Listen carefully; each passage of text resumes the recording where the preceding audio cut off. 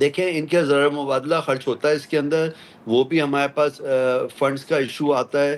پھر جب خریدا جاتا ہے یہ کہتے ہیں پلیٹس ایک ہفتے کے ہم ریٹ لیں گے، تو ایک ہفتے کے ریٹ لے کر آہستہ آہستہ اس کو ایڈجسٹ کریں گے. تو ریزرو چاہیے، جس کا ریزرو ہمارے پاس اتنے یہاں پہ انفراسٹرکچر نہیں ہے کہ اس کو مہینہ یا 1.5 مہینے کے لیے ریزرو کیا جائے. پہلے تو گورنمنٹ نے پچھلی وار میں اس کو اچھا مینیج کر لیا تھا کسی طرح بھی، مگر اس کی امپلیمنٹیشن بہت ضروری ہے، اور اس پہ ان کو بہت ٹائم لگے گا. اس کے لیے فنڈز چاہیے جو کہ ریفائنریز اور کمپنیز کو چاہیے تو انفراسٹرکچر صحیح کرے. جب ان کو پیسے ہی نہیں ملیں گے تو آگے اپ گریڈ کیسے کریں گے، کاروبار کیسے چلے گا؟ بتائیے بھائی، دنیا میں اپ گریڈ ہوتا ہے، اس کے لیے کاروبار کرتا ہے. نفع تو حق ہے انسان کا، مگر جائز نفع کمانے کا حق ہے. مگر انویسٹمنٹ کے لیے بھی آگے ہر جگہ 20 سے 30% انویسٹمنٹ ہر کمپنی کو کرنی پڑتی ہے آگے کے لیے فیوچر دیکھتے ہوئے.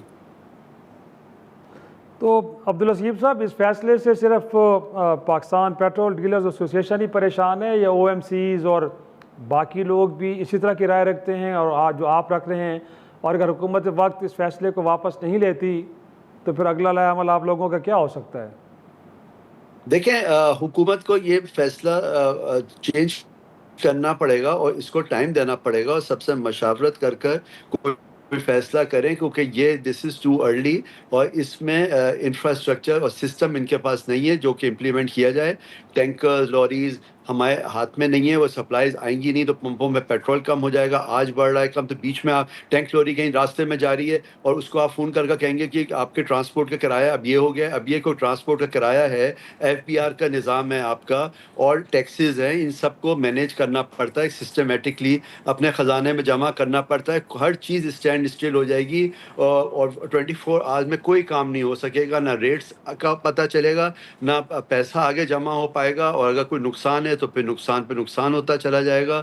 اور لوگ مال نہیں منگوائیں گے کہ مہنگا سستا، اور پبلک لائن لگا کر کھڑی رہے گی کہ اب کیا ہوگا. پبلک الگ پریشان ہے کہ جی 24 گھنٹے میں. نے جس سے بھی پوچھا وہ ان کے یہ سسٹم سمجھ میں نہیں آ رہا. وہ کہہ رہے ہیں ہمارے لیے مزید مسئلے بڑھ جائیں گے. بیچارے روز کے روز شام کو نکلتے ہیں، اپنا پیٹرول بھرواتے ہیں، اپنا نیکسٹ ڈے کا حساب کرتے ہیں. ان کے لیے تو مسئلہ بن گیا. یہ آپ بتائیے.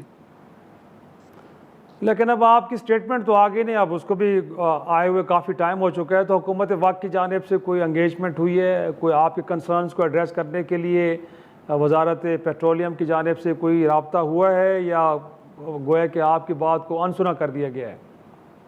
ہم سے کوئی مشاورت نہیں کی گئی. ہم نے تو ان سے کئی دفعہ ٹائم بھی مانگا، انہوں نے ٹائم نہیں دیا. لاسٹ ٹائم جو ٹائم دیا تھا تو انہوں نے کہا ابھی ہمارے حالات ایسے ہیں کہ سچویشن وار لائک سچویشن ہے، آپ رک جائیے، پھر ہم آپ کے ساتھ بیٹھیں گے اور آپ کا مارجن جو ہمارا پینڈنگ ہے 1 سال سے، اس پہ ہم بات کریں گے، اور انشاءاللہ آپ کو مسئلہ حل کریں گے. مگر ہمیں بالکل بائی پاس کر دیا، جبکہ ہمارے 12 سے 13 ہزار پیٹرول پمپ ہیں اور اسٹیک ہولڈرز ہیں. جب آپ کو ایک سسٹم میں سب کو آپ کانفیڈنس میں نہیں یہ کلیئرٹی لینا چاہ رہے تھے کہ اگر حکومت اپنے فیصلے سے پیچھے نہیں ہٹتی، واپس نہیں لیتی، تو پھر پاکستان پیٹرول ڈیلرز ایسوسیشن یا پیٹرول پمپ مالکان کیا علامت اختیار کریں گے. بہرحال یہ جو فیصلہ ہوا ہے، اس کے نتیجے میں اگر قیمتیں بڑھتی ہیں پیٹرولیم مصنوعات کی، تو اس سے مہنگائی کا بھی نیا طوفان آئے گا، اور یقینی طور پہ وہ عام آدمی کو ہی بھگتنا پڑے گا. آج کے پروگرام میں اتنا ہی. اجازت دیجیے. خدا حافظ.